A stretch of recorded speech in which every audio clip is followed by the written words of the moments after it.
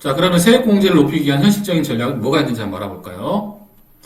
자, 세액 감면이 있고 세액 공제가 있다라고 했는데, 산출된 세액에서 세금을 빼주는 건데, 세액 감면이 있고 세액 공제가 있습니다. 세액 감면은 제가 뭐라고 말씀드렸냐면, 당해년도에 받지 못하면 2월에서 받을 수가 없다, 혜택을. 즉, 내가 올해 못 받았는데 내년도에 받을 수가 없다는 거예요. 세액 공제는 올해 못 받아도 차기년도에 다시 받을 수가 있겠죠. 자, 그런데 세액 감면은 그렇지 못하다라는 거 말씀을 드립니다. 주의사항이고요. 자, 그 다음에 근로소득세액공제 쭉 제가 전 시간에 보여드렸죠.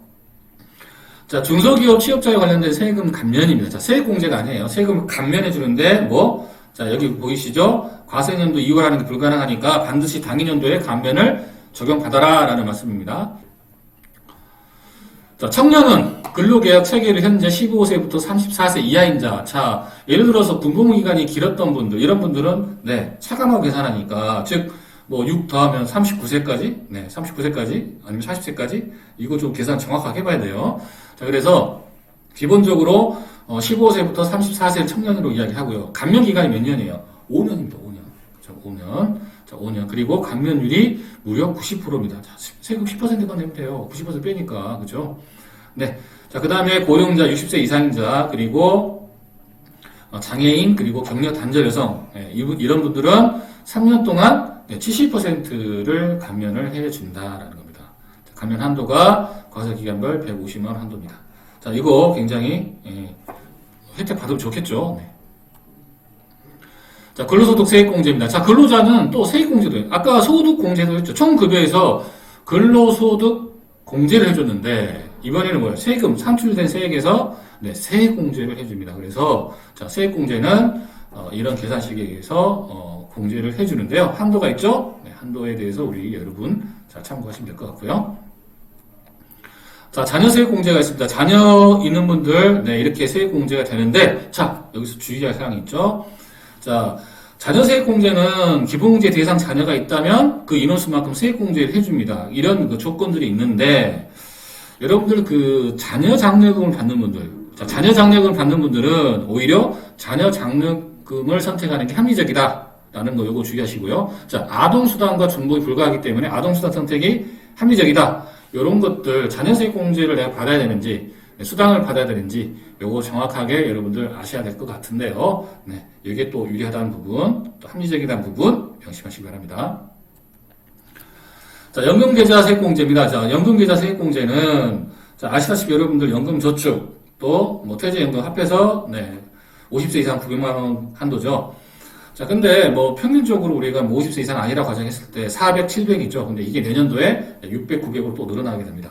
자, 이 부분은, 소득이 1,900, 5,500만원 이하인 자, 5,500만원 이하인 자는 15%의 세액공제를 해주고요. 자, 높은 분들은 12%의 세액공제를 해준다라는 거 여러분 아셔야 될 것 같습니다.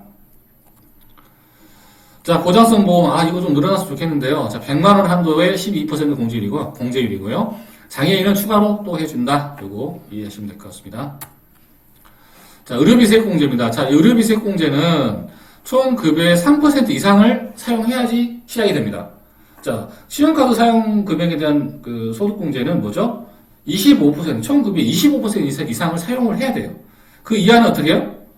그 이하에 사용한 분들은 큰 의미가 없겠죠. 그죠?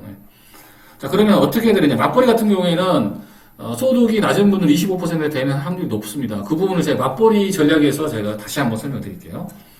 자, 의료비 세액공제는 의료비에서 총급의 3% 이상을 빼고, 곱하기 15%를 해준다라는 거죠.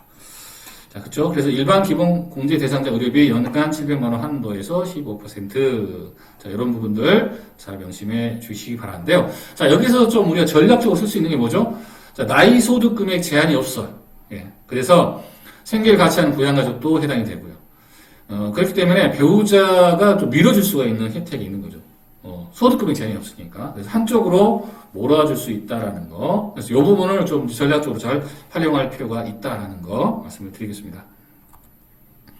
자, 첫째 자녀가 인적공제를 받는 부모님의 수술비를 둘째 자녀가 부담하는 경우에 의료비 세액공제 받을 수 있을까요? 없습니다. 왜요?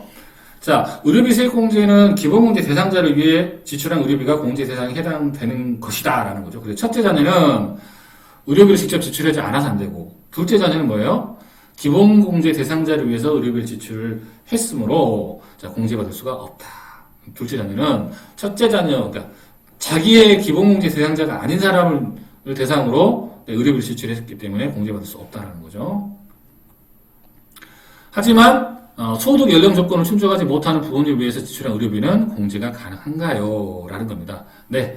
동거하는 부모님의 소득 금액 100만 원을 초과하거나 60세 미만으로 부모님에 대해 기본공제 받지 못하더라도 근로자가 부모님의 의료비를 지출하였다면 뭐요? 의료비 공제가 가능하다라는 거죠. 자, 좀 전에 뭐 들은 거죠? 네. 기본공제 대상자인 그 인적공제를 이미 받아버렸잖아요. 이분은. 자, 인적공제 받아버렸기 때문에 그분만 되는 거예요. 그분. 근데 내가 만약에 누구도 우리 형제 중에 인적공제를 받지 못해. 지금 상황이. 그렇지만 의료비 세액공제는 뭐예요? 네, 소득금액에 대한 제한이 없기 때문에 초과하더라도 기본공제 대상자를 누구나 받지 못해요. 형제 중에. 그러면 받지 못하기 때문에 나라도 이거 내가 지출했으면 이건 받을 수 있어요. 근데 좀 전에는 뭐예요? 의료비 공제를 이미 누가 받고 있잖아. 그건 또 안 된다는 거예요. 그렇죠? 그래서 기본공제 대상자 있냐 아니냐. 형제 중에 아무도 없다. 그래서 받지 못하고 있다. 그러면 거기에 따른 형제 누구나 받을 수 있다는 이런 장점이 있다. 이게 이제 전략적으로 우리가 쓸 수 있다는 거 좀 잘 아시면 될 것 같고요.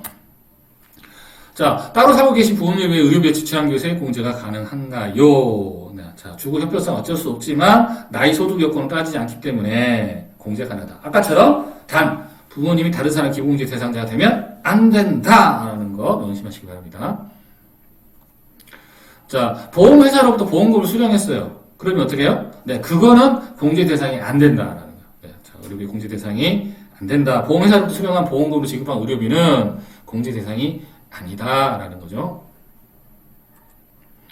자, 교육비 세액공제입니다. 교육비 세액공제는 자, 근로자 본인 또 장애인 뭐 이렇게 기본공제 대상자 뭐 이렇게 쭉 있습니다. 그래서 좀 주의할 거는 자, 학원 같은 경우 어떻게 학원 같은 경우 자, 학원 같은 경우 취약전 아동만 해당이 되고 초, 중, 고등학생은 수업료와 입학금만 되고 자, 교복 구입 비용 이런 건 됩니다.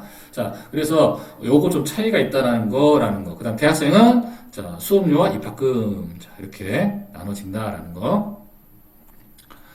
자, 그다음에 기부금 세액공제입니다. 자, 기부금 세액공제 자, 여러 가지가 있습니다만은 자, 우리가 여기서 봐야 될 게 뭐죠? 얼마의 금액이 어떻게 된다라는 거 그걸 떠나서 중요한 건 뭐냐면 자, 이겁니다.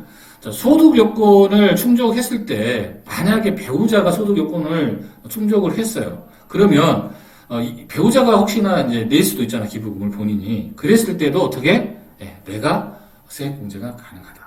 네, 소득 요건 충족할 때. 자, 그래서 이런 부분은 어떻게 배우자가 뭐 별도로 배우자가 냈더라도 네, 내가 세액공제가 가능하다. 뭐 법정 기부금과 지정 기부금만.